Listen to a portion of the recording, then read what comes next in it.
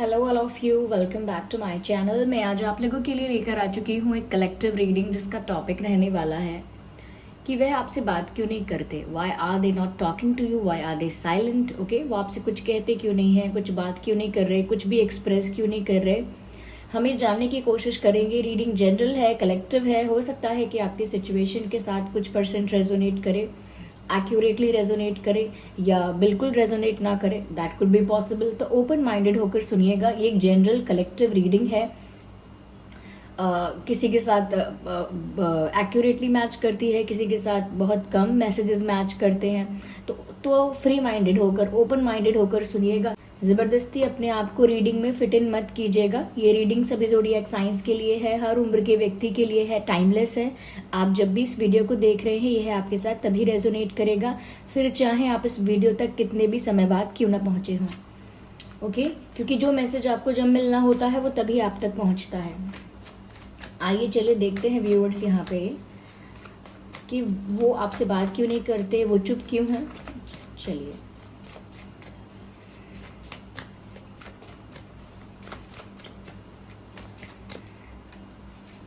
okay, so here we have first card. Interesting.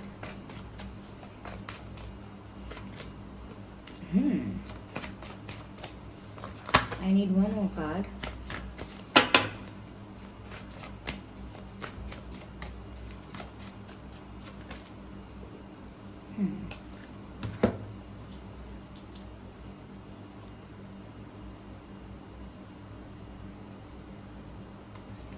I hope ये cards visible हैं। सबसे पहले व्यूअर्स, आई थिंक यहाँ पर दो बातें नज़र आ रही हैं साफ साफ। Here you can see the guilt and here you can see the rejection.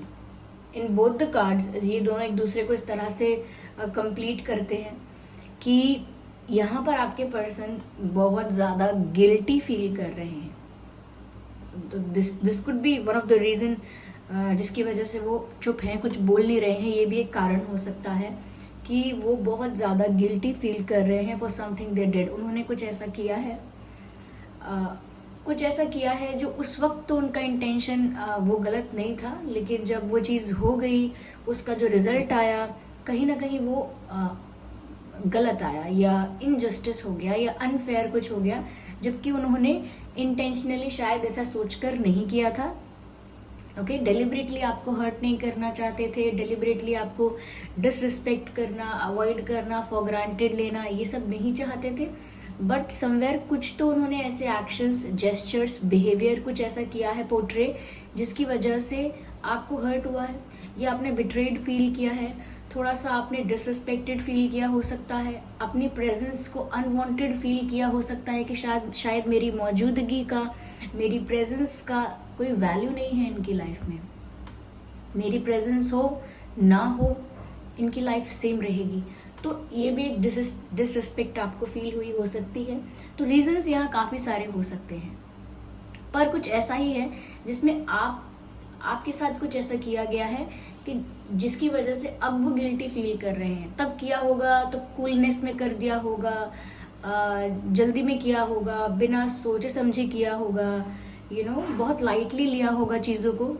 और अब जो उसका रिजल्ट आया है या जैसा हो गया, अब सिचुएशन जैसी हो गई, now they are feeling guilty, they are feeling bad about it. अब उनको बुरा लग रहा है, अंदर ही अंदर वो बात उन्हें खा रही है, अंदर ही अंदर वो बात उन्हें ना चुभती रहती है। और ऐसा लगता है कि वो बहुत अपनी गलती के लिए बहुत कुछ करना चाहते हैं कि बताओ मैं क्या कर दूं ऐसा कि ये सब चीज़ ठीक हो जाए, ये सब फिक्स हो जाए। ओके, माना कि मैंने हर्ट किया है, बिट्रे किया है, लेकिन अब मैं ऐसा क्या करूं ये जो सब कुछ ठीक हो जाए। अब मैं ऐसा क्या एक्शन लूं, क्या डिसीजन लूं, क्या काम करूं जिससे आप वापस खुश हो जाओ या मुझे माफ़ कर दो, ऐसा कुछ। तो बहुत गिल्टी फील कर रहे हैं। ऐसा लगता है कि जैसे इन्होंने आपका कोई ट्रस्ट तोड़ा हो सकता है, कोई झूठा वादा, ये भी हो सकता है। तो अब उनको बहुत बुरा लग रहा है अंदर से, और इनका ये गिल्ट एक बहुत बड़ा कारण है कि वो आपको फेस नहीं कर सकते। वो आपको फेस ही नहीं कर सकते, साथ ही साथ वो बात कैसे करेंगे फिर आपसे। वो अपनी गलती की वजह से थोड़े शर्मिंदा फील करते हैं, एम्बैरेस्ड फील करते हैं या करती हैं। हो सकता है इन्होंने आपको चीट किया हो, और चीटिंग का मतलब ये नहीं है कि बस किसी और को डेट कर रहे हो, किसी और को एंटरटेन किया, अपने ऑप्शंस को ओपन रखा, समहाउ किसी के साथ फ्लर्ट किया या किसी का फ्लर्ट भी अलाउ किया। कुछ भी रीज़न हो सकता है, बट अब वो रीज़न इनको शांति से सुकून से जीने नहीं दे रहा। वो ही रीज़न इनको अंदर से कमज़ोर कर रहा है, अंदर से चुभता है। तो इस वजह से व्यूअर्स वो आपको फेस नहीं कर पा रहे हैं। लेकिन फिर भी वो कई बार सोचते हैं कि मैं फेस कर पाऊँ ना कर पाऊँ। सब कुछ फिक्स करने के लिए मुझे माफ़ी मांगना ज़रूरी है, सब कुछ फिक्स करने के लिए बहुत ज़रूरी है कि मैं अपोलोजाइज़ करूँ, कुछ तो एक्सप्लेनेशन दूँ कि मैंने जान के नहीं किया, इंटेंशनली नहीं किया, मेरा पर्पस ऐसा नहीं था, मुझे लगा नहीं था कि सच में सिचुएशन ऐसी हो जाएगी, मैंने बहुत लाइटली लिया, आई वॉज नॉट सीरियस। कुछ तो एक्सप्लेन करें। वो भी चाहते हैं कि वो अपने आप को जस्टिफाई करें, अपनी साइड ऑफ स्टोरी बताएं, और अगर गलती उनकी इतनी ज़्यादा है, इतना गिल्टी फील कर रहे हैं, तो माफ़ी भी मांगें आपसे, अपोलोजाइज भी करें। They want all this. लेकिन यहाँ पर ऐसा लगता है व्यूअर्स दैट उनको रिजेक्शन का भी डर है। They are scared of rejection, they have this fear of rejection. क्योंकि अब जब किसी का भरोसा टूटता है, किसी की उम्मीद टूटती है, कोई डिसरिस्पेक्टेड फील करता है, कोई इंसल्टेड या इग्नोर्ड, अवॉइडेड फील करता है, तो उसके बाद उस इंसान को आप कितना भी समझाओ, कितना भी उसको एक्सप्लेन करो, कहीं ना कहीं वो टायर्ड हो चुका होता है, फेड अप हो चुका होता है। ओके, उसको अब सब चीज़ें फेक लगने लगती हैं कि अगर ये सब ड्रामा था तो वो भी ड्रामा है, अगर वो सब दिखावा था तो अब सब दिखावा है, तो वो विश्वास नहीं कर सकता। ओके, उसके मन में एक ऐसा डर बन जाता है, एक ऐसा डाउट क्रिएट हो जाता है, जिस वजह से अब आप कुछ भी उसे बताओ, कुछ भी उसे एक्सप्लेन करो, कुछ भी उसे समझाओ, उसको वो बातें सच नहीं लगती। ऐसा ही उनको आपके लिए लग रहा है कि अगर वो आपको कुछ जस्टिफाई भी करने जाएंगे, माफ़ी भी मांगेंगे, तो पहली बात किस मुंह से माफ़ी मांगेंगे, फेस नहीं कर सकते, लेकिन फिर भी सोचते हैं जस्टिफाई करें, तो उनको लगता है आप उनकी बात नहीं सुनेंगे, उनको रिजेक्ट करेंगे, उनकी अपॉलॉजी को रिजेक्ट करेंगे, उनका जो आपकी तरफ आना है, ओके, आपसे बात करने की कोशिश है, आपको जस्टिफाई करने की कोशिश है, अपने आप को जस्टिफाई करने की कोशिश है, कहीं ना कहीं वो भी नहीं सुन के आप उसे भी रिजेक्ट करेंगे। जैसे इन्होंने कुछ बोला कि सच तो ये है एंड ऑल दैट, ओके, मेरा इंटेंशन ये नहीं था, तो आप उस बात का भी ट्रस्ट नहीं कर पाएंगे, उस बात को भी रिजेक्ट कर देंगे। I don't believe you, I don't trust you, I reject this, whatever you are saying, I reject this statement, opinion, whatever it is. तो आप उसको एक्सेप्ट ही नहीं कर पाएंगे। तो इनको भी रिजेक्ट कर सकते हैं, इनको भी रिजेक्ट कर सकते हैं क्योंकि इन्होंने आपको डिसरिस्पेक्ट किया था। तो आप भी ऐसा सोच सकते हैं कि अब मैं इनको अपनी लाइफ में क्यों एंटरटेन करूं, इनके झूठ को भी मैं क्यों एंटरटेन करूं, मैं इन्हें क्यों कोई चांस दूं कुछ बोलने का, कुछ एक्सप्लेन करने का। ओके, तो मुझे लगता है कि ये इस चीज़ से भी डर रहे हैं कि आपको इतना हर्ट कर चुके हैं या आपको इतना हर्ट हो गया है, और ये जो हर्ट है, ये जो दुख है, ये अभी फ्रेश है। ऐसा नहीं है व्यूअर्स आप बहुत पहले हर्ट हुए थे, सालों पहले, अब भूल गए, अब इतना दुख नहीं है, अब आप कोई आएगा माफ़ी मांगने, बात करने, तो आप आराम से करेंगे। नहीं, अभी ये जो दुख है व्यूअर्स जो आपको महसूस हो रहा है, ये ताज़ा है, इट्स फ्रेश पेन। सुनने में, बोलने में भी मुझे अजीब लग रहा है कि ताज़ा दुख है, मतलब अभी ये दर्द नया नया है, इसलिए इतनी जल्दी ये चोट नहीं भरी है, ये घाव इतनी जल्दी भरा नहीं है। और अगर जब तक ये घाव नहीं भरता है तब तक ये आपसे कुछ भी आकर कहेंगे, कुछ भी कहेंगे, आपका सारा ध्यान दर्द पर होगा, और उस वजह से आप इनकी बात को नहीं सुनना चाहेंगे, रिजेक्ट करेंगे। और it's very normal, it's very obvious कि आप कैसे विश्वास करेंगे, नहीं कर पाएंगे।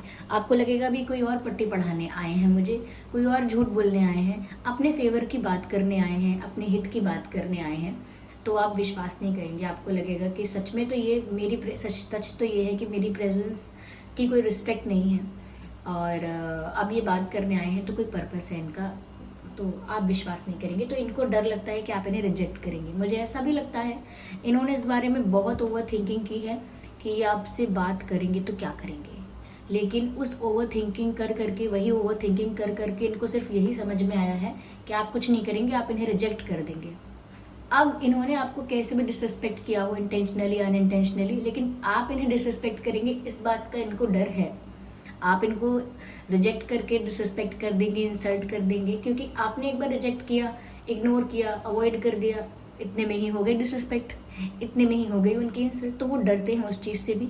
ये भी हो सकता है कि इन्होंने किसी से बात शेयर की है कि मुझे क्या करना चाहिए, क्या बोलना चाहिए, what should I do now. तो सबने यही बोला है इनको, जो भी इनके बेस्ट फ्रेंड्स हैं या जो भी कॉमन फ्रेंड्स हैं आप लोगों के, जो भी एक या दो इंसान से इन्होंने शेयर किया है, इनको यही सलाह मिली है, यही इनको गाइडेंस मिली है कि अभी बहुत दिन तक, बहुत दिन नहीं मतलब थोड़े दिन शांत रहो, थोड़े दिन तक कुछ मत बोलो, कुछ मत करो, क्योंकि अभी अगर आपने कुछ बोला तो अभी बात और बिगड़ेगी। कहते हैं ना कि अभी कोई अगर नाराज़ हुआ है, कोई गुस्सा हुआ है, कोई दुखी हुआ है, तो वापस जाकर उसको बातें मत करने लगो, थोड़ा उसको स्पेस दो ताकि वो अपना दुख जो भी कुछ है वो सब रिलीज़ करे, उसको टाइम दो, ओके। तब वो आपकी बात सुन पाएगा। अब कोई अचानक से गुस्सा होकर बैठा है, दोबारा उसके पास आप उसे समझाने चले जाएंगे, नहीं सुनेगा वो आपकी बात, ना समझ पाएगा। तो यहाँ पर इनको भी यही एडवाइस मिल रही है कि अभी मामला थोड़ा नाजुक है, अभी मत कुछ करना, अभी तुम शांत रहो, अभी तुम चुप हो जाओ, अभी तुम कोई एक्शन मत लो। तो इनको ऐसी सलाह भी मिली हो सकती है इनके किसी बेस्ट फ्रेंड, किसी क्लोजेस्ट पर्सन के से मिली हो सकती है ये सलाह।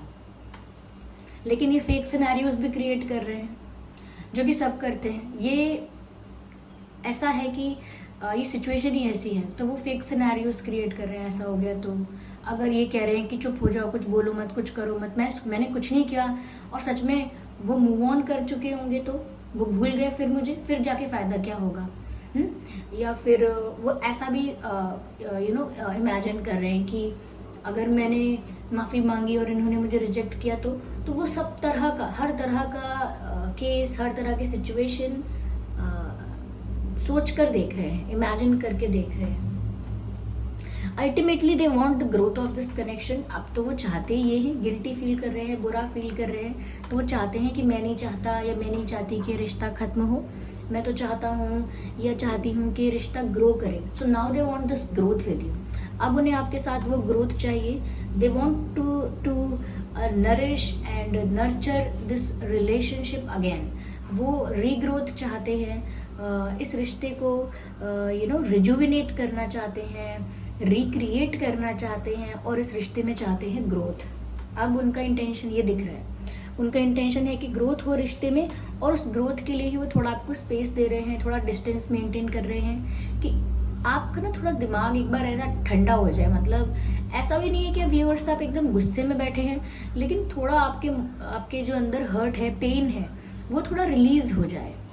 ओके, जब तक इंसान दुखी होता है वो दूसरे पर्सपेक्टिव से बात नहीं करता, दुख के पर्सपेक्टिव से ही बात करता है। ओके, यहाँ पर व्यूअर्स मुझे ऐसा लगता है कि उनको एक तरह से डर है आपको खो देने का।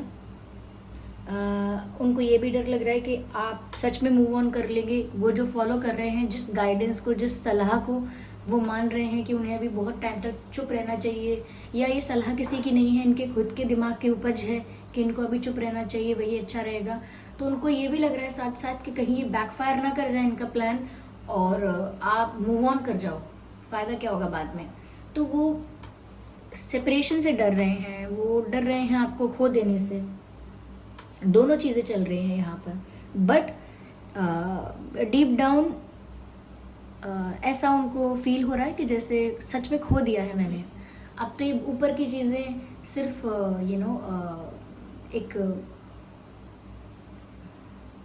एक कोशिश है, एक लास्ट अटेम्प्ट है सब कुछ ठीक करने का, लेकिन deep down they can sense it कि उन्होंने आपको खो दिया है।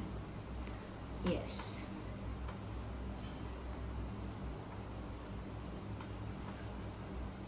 चलिए मैं आगे और क्लैरिफाई करती हूँ। Let's C.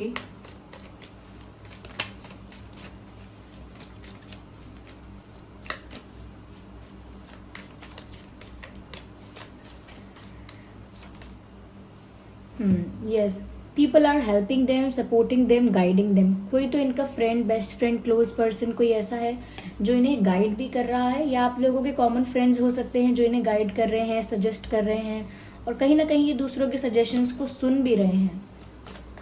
बिकॉज ये अभी थोड़ा वल्नरेबल फील कर रहे हैं, वीक फील कर रहे हैं अंदर से, तो कोई इनको अगर सपोर्ट देने आता है तो उसका सपोर्ट एक्सेप्ट करते हैं।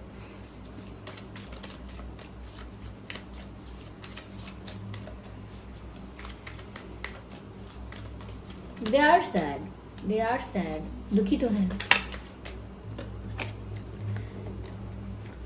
दुखी तो है, लेकिन अपने मन का सारा दुख, सारा दर्द, सारा पेन जो है वो दबा रहे हैं। सप्रेस का कार्ड आया है, सप्रेस कर रहे हैं अपने अंदर के गिल्ट को भी, अब दबा के बैठे हैं।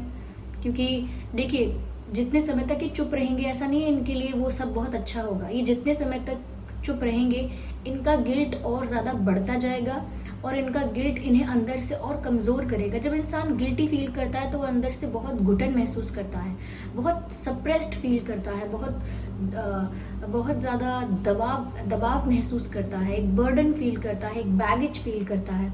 और इस कार्ड में देखिए, look at this picture, okay, look at this picture. देखिए कैसे यहाँ पर ये सर झुकाकर खड़ा हुआ है इंसान, वो इसीलिए क्योंकि ये वो सप्रेशन, वो बर्डन, वो बैगेज फील कर सकता है।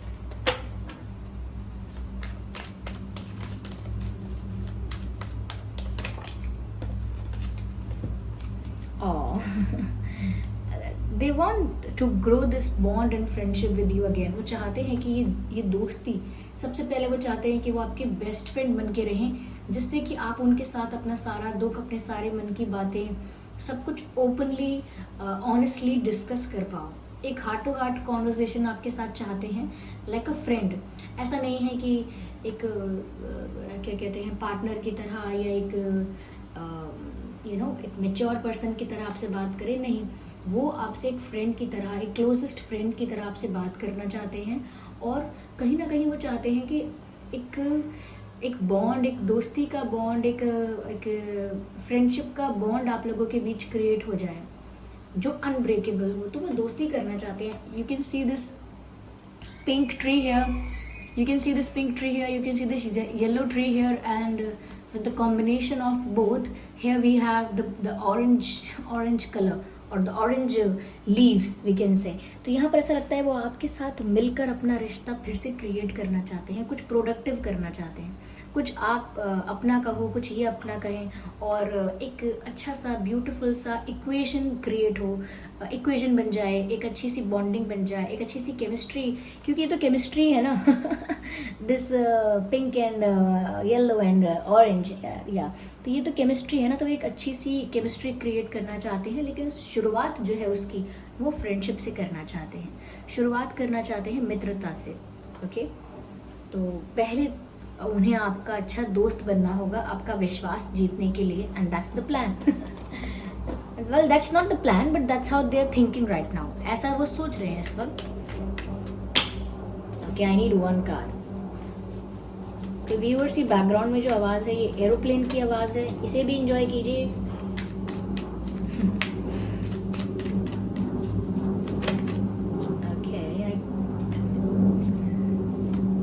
ये कार्ड अनफोल्ड हुआ है शफल करते वक्त।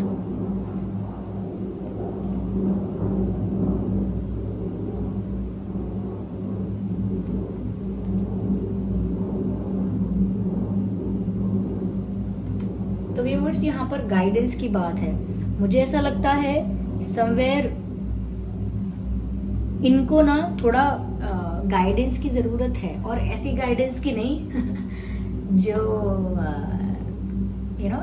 प्लानिंग प्लॉटिंग करके हो या स्ट्रैटेजाइज करके हो, या ऐसे जैसे गाइडेंस ले रहे हैं लोगों से, ऐसी गाइडेंस नहीं। इनको एक राइट गाइडेंस की ज़रूरत है, जिसमें इनको समझ में आए कि जो इन्होंने किया वो गलत है। उसके लिए चाहे आप इन्हें रिजेक्ट करें, चाहे आप इनको एंटरटेन करें, लेकिन इनको तो अपना अपॉलॉजी इनको तो अपॉलोजाइज करना ही चाहिए, और इनको एक जेन्युइन एफर्ट करना चाहिए आपको कन्विंस करने का, चाहे कोई कुछ भी बोले। तो यहाँ पर ना इनको गाइडेंस की बहुत ज़रूरत है, which they are not getting. They need support, इनको सपोर्ट चाहिए, इनको गाइडेंस चाहिए, लेकिन इनको करेक्ट लोगों से गाइडेंस मिलनी चाहिए जो कि नहीं मिल पा रही है। That's the problem. Okay, they know they need guidance. वो जानते हैं कि इस वक्त उन्हें सपोर्ट की, गाइडेंस की ज़रूरत है, लेकिन उनको उन लोगों से मिलनी चाहिए जो सच में कुछ अच्छा गाइड कर सकते हैं। या एंड लेट मी सी यहाँ क्या डिवाइन गाइडेंस है व्यूअर्स इस कनेक्शन के लिए, आपके लिए या उनके लिए। देखते हैं यहाँ पर क्या गाइडेंस है ईश्वर क्या गाइड कर रहे हैं यहाँ पर, डिवाइन क्या गाइड कर रहे हैं, लेट्स सी। थोड़ा सा पॉजिटिव होकर, ऑप्टिमिस्टिक होकर और पॉजिटिव अप्रोच के साथ इनको आपकी तरफ बढ़ना चाहिए। और व्यूअर्स, आपको भी ना बहुत ज़्यादा डिसअपॉइंटेड, बहुत ज़्यादा सैड और हैवी एनर्जी में नहीं रहना है। आपको भी आगे आने वाले समय के लिए या ये जो भी जेस्चर करेंगे या जो भी चेंज आएगा उसके लिए थोड़ा सा ऑप्टिमिस्टिक और पॉजिटिव थिंकिंग रखनी होगी। ऐसा नहीं सोचना है कि अब ये इन्होंने झूठ बोला, अब ये सदा झूठ बोलेंगे। एक इंसान प्यार में झूठा है तो सब दुनिया झूठी है प्यार में सारी, या सब कोई प्यार नहीं करता, सब फेक है, या फिर अब मुझे किसी पे कभी विश्वास नहीं करना है, I will never trust anyone. तो ऐसा कुछ बिलीव्स, स्ट्रॉन्ग बिलीव्स मत बनाइए, थोड़ा सा पॉजिटिव होकर ही सोचिएगा अभी भी। ओके यहाँ पर व्यूअर्स मुझे ऐसा लगता है कि इस रिश्ते की जो हेल्थ है, the health of this relationship will improve, will definitely improve, क्योंकि यहाँ मैसेज है इम्प्रूविंग हेल्थ। तो यहाँ दो मैसेजेस मैं आपको देना चाहूँगी। सबसे पहली बात ये कि इस रिश्ते की जो हेल्थ है वो तो इम्प्रूव करेगी ही, क्योंकि यहाँ ग्रोथ का भी कार्ड है, फ्रेंडलीनेस का भी कार्ड है और यहाँ पर इम्प्रूविंग हेल्थ का भी कार्ड है।